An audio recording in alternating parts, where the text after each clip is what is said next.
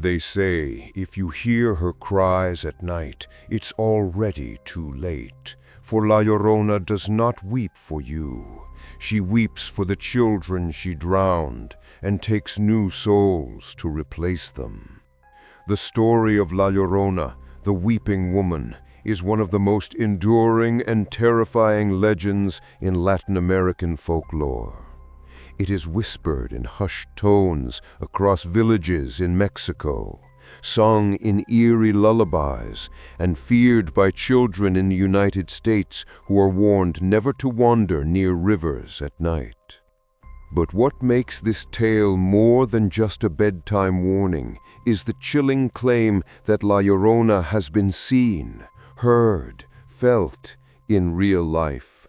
Witnesses across generations describe the same horrifying vision.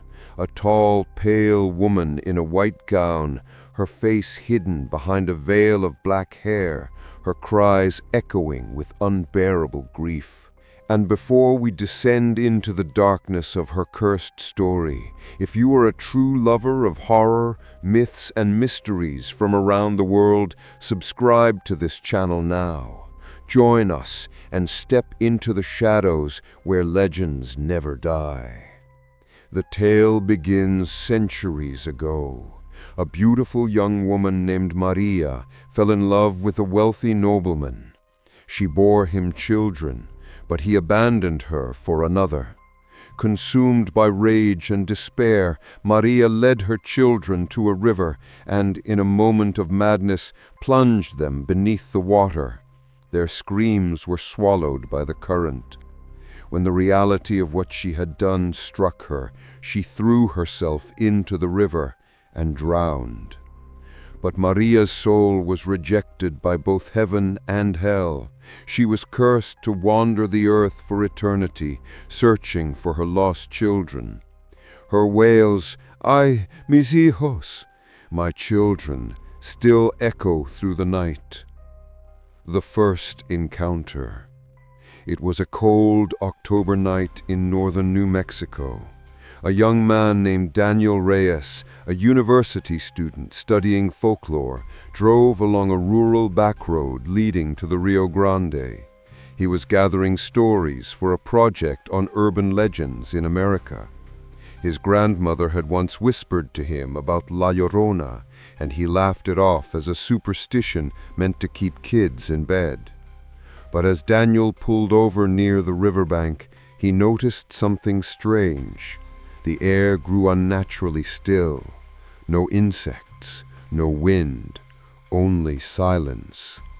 Then came the sound, faint at first, almost like the whimper of a child. "Ay, mis hijos." Daniel froze. He told himself it was just the wind through the reeds, but the voice grew clearer, closer, unmistakably human and heartbreakingly sorrowful. Out of the mist he saw her, a tall figure draped in a soaked white gown, her long hair dripping like black strands of seaweed. She stood knee-deep in the river, her back turned. Slowly she tilted her head, revealing a face that seemed stretched in eternal grief, eyes hollow, mouth trembling with an endless scream. Daniel staggered back, his breath fogging in the night air. His instinct screamed at him to run, yet his body felt heavy, rooted in place. The woman's cry suddenly shifted from sorrowful to enraged, piercing the silence like broken glass. And then she began to walk toward him. Daniel's heart pounded as he scrambled back into his car, slamming the door shut. But when he turned the ignition, the engine sputtered, dead.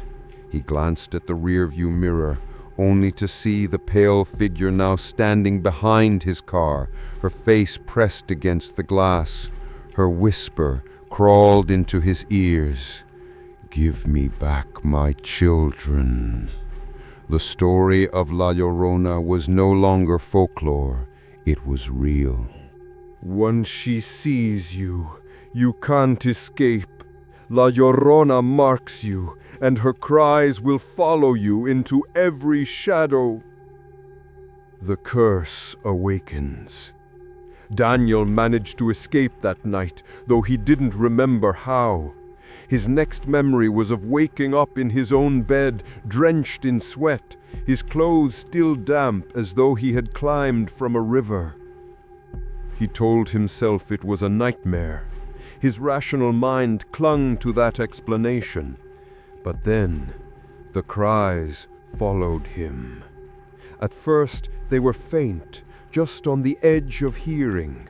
While brushing his teeth, he swore he heard a sob behind him. Walking through campus, he thought he caught the sound of a woman's wail drifting through the wind. "Ay, mis hijos."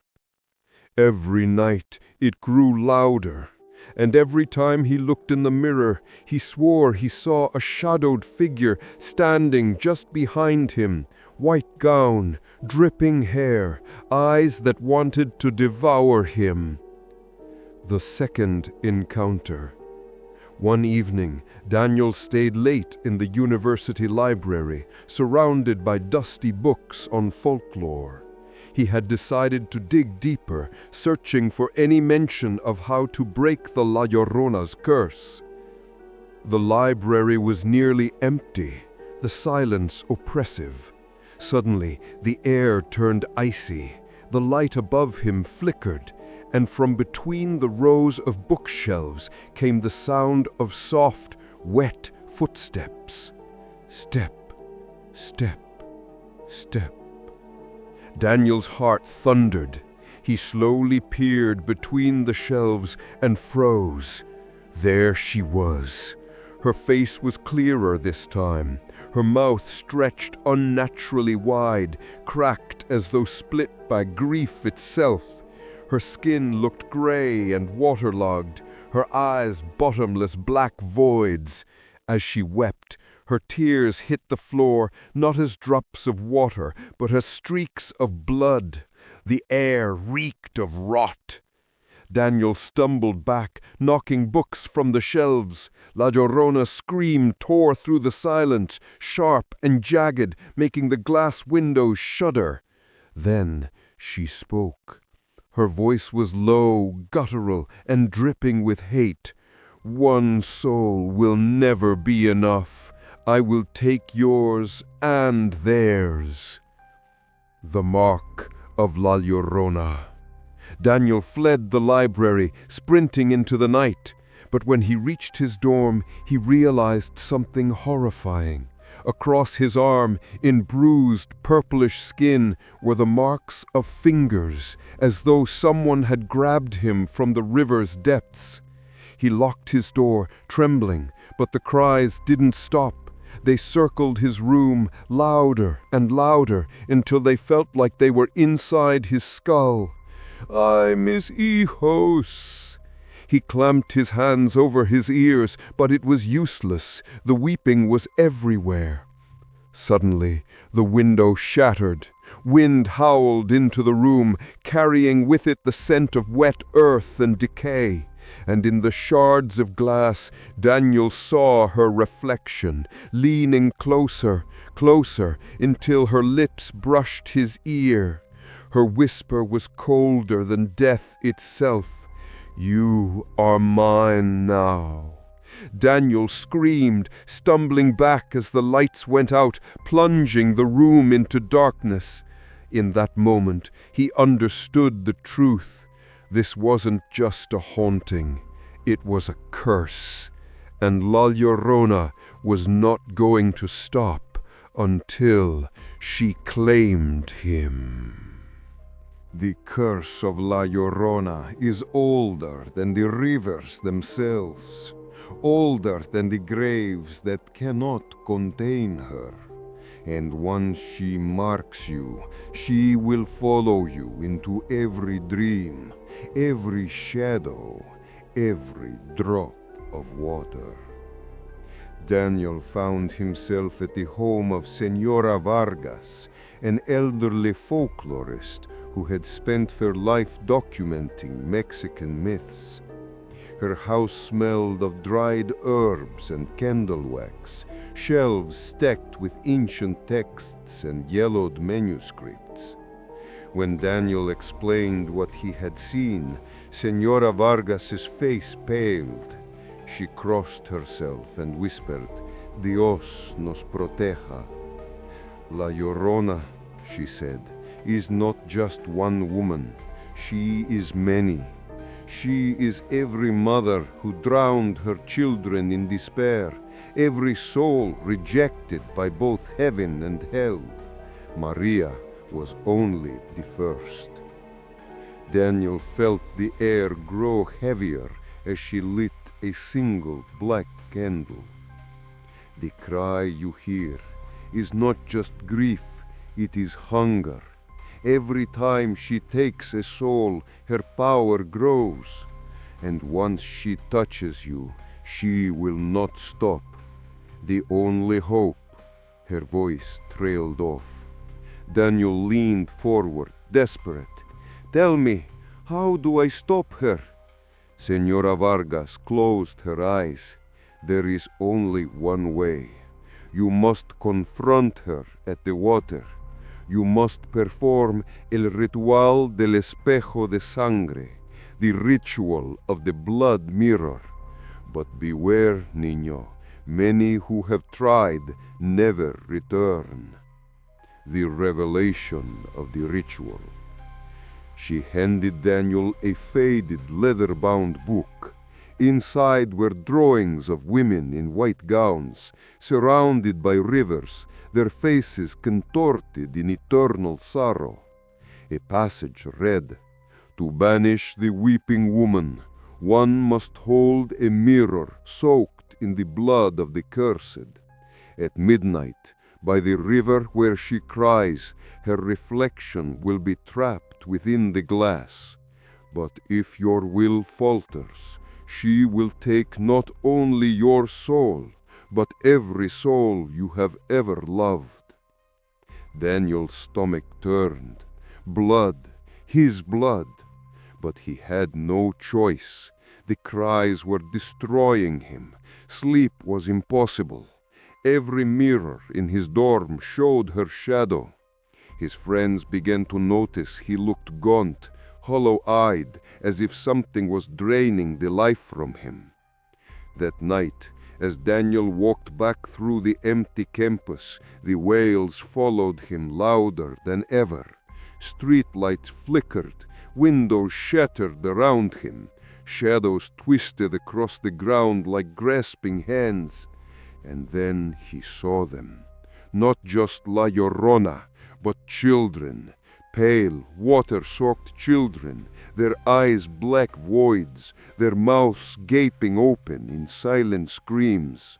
They clung to his legs, pulling, dragging him toward a puddle that rippled like a black river.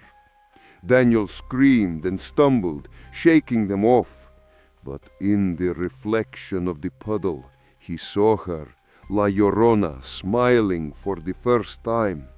It was not a smile of sorrow, it was hunger. Daniel knew then that time was running out. If he didn't perform the ritual, La Llorona would not only take his soul, she would drag countless others into the river of death with her. With trembling hands, he gripped the cursed book tighter. The instructions were clear: midnight, the river, blood, the mirror. And behind him, echoing through the night, came her cry once more, louder, sharper, closer than ever before. "Ay, mis hijos!" At midnight, by the river where she weeps, Daniel held the blood mirror. But La Llorona does not beg. She does not forgive. She only takes. Arrival at the river. The night was suffocatingly still. Clouds swallowed the moonlight, and the Rio Grande churned like black glass under the stars. Daniel stood at the water's edge, a shard of mirror in one hand, a small knife in the other. The instructions were simple, too simple. Spill his blood upon the mirror. Hold it up at the river's edge at midnight. Trap her reflection before she consumed him. But nothing about the night felt simple. The wind rose suddenly, carrying with it the faint sound of weeping. Daniel's breath caught in his throat. He knew she was close. The ritual begins. Daniel drew the knife across his palm, flinching as hot blood spilled down the shard of glass. The crimson smeared across the reflection, staining it with life. Midnight struck. The air split open with a scream. From the river a pale figure rose. Her hair floated as if submerged, her white gown shredded and dripping. Her face, God, her face was a mask of sorrow and rage, twisted into something inhuman. Her hollow eyes fixed on him, burning with hatred. "Give them back," she shrieked, her voice rattling through the earth. "Give me back my children." Daniel lifted the mirror. His hands shook violently. The battle of wills. Her reflection wavered in the blood-stained glass. For a moment, Daniel thought it was working. Her scream distorted, echoing as though trapped. But then the ground shook. Water surged upward, icy hands clawing at his ankles.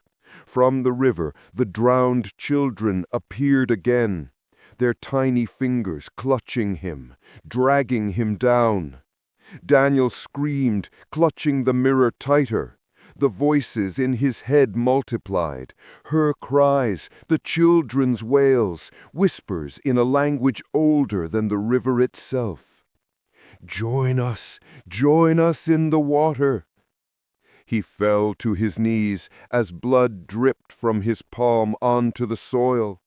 The mirror trembled, the reflection flickered. La Llorona's face pushed against the glass, stretching unnaturally, her mouth opening wider, wider, until it filled the entire mirror. The breaking point. Daniel felt his will crumbling. His heartbeat thundered, his vision blurred. The water rose higher, swallowing his legs, his chest. He gasped for air as the icy river pulled him in. La Llorona's scream grew deafening. "Mis hijos!" The mirror cracked. A single fracture split across the glass, glowing faintly with blood and moonlight. If it shattered, she would be free, completely free. Daniel screamed with every ounce of strength left inside him and pressed the mirror harder toward her reflection, blood dripping faster, his body trembling from exhaustion. The river erupted around him, the children shrieked, shadows swirled, and La Llorona herself lunged forward, her face inches from him. Her breath was wrought, her eyes endless. "You are mine." With a final surge of defiance, Daniel roared into the night, his voice breaking, his hands bleeding, his soul shaking, as the mirror pulsed with light. The river fell silent. The cries stopped, and for one terrifying heartbeat, there was nothing. Then the mirror shattered. Shards of glass fell into the black water, carrying her reflection with them. Daniel collapsed on the muddy riverbank, his breath ragged, unsure if he had succeeded or doomed himself forever. They say no one truly escapes La Llorona. You may silence her, But her cry always finds another voice to haunt. Daniel woke at dawn on the muddy riverbank. His body was stiff, his hand still bleeding, but the cries were gone. For the first time in weeks, the world was silent. Birds sang in the trees. The river flowed gently, as if nothing had happened. He almost laughed with relief. Almost. But deep down, a part of him knew silence was not the same as safety. The return. Back in his dorm, Daniel tried to rebuild his life. He slept without nightmares. His friends noticed color returning to his face. For a few days he believed the ritual had worked. Until the third night. It began as a drip, a faint sound of water in the corner of his room. He checked the pipes, nothing. Checked the window, dry. Then came the whisper. "Ay, mis hijos." Daniel froze. The sound came not from outside, not from the hallway, but from within his mirror. The truth revealed. He stared at the cracked mirror above his sink. The fractures spread wider, glowing faintly red in the dark. And within those cracks, shadows shifted. Her face appeared, faint but unmistakable. Her eyes locked on his. Her smile was sharper than before. The ritual hadn't ended the curse. It had bound her to him. Every mirror, every reflection, every drop of water, she was there, watching, waiting. The final confrontation. He screamed and smashed the mirror with his fist, blood spraying across the wall. But as the glass fell, each shard reflected her face, multiplied into dozens, each one crying in unison. The sound was unbearable. The wail shook the walls, rattled his bones, pierced his skull. He fell to his knees, clutching his head as the voices overlapped. Screams, sobs, whispers of drowned children. His room filled with icy water. He gasped, choking, as invisible hands pulled him under. His last sight was dozens of faces, hers, always hers, closing in around him. The cry of La Llorona swallowed him whole. Days later, his friends found his dorm room flooded, though no pipes had burst. Daniel was gone. Only a cracked shard of glass remained on the floor. And if you held it up to the light, you could hear it. A faint, chilling whisper. "Ay, mis hijos." La Llorona's curse never truly ends. Maybe she's still out there, searching for another soul to claim. Maybe even yours.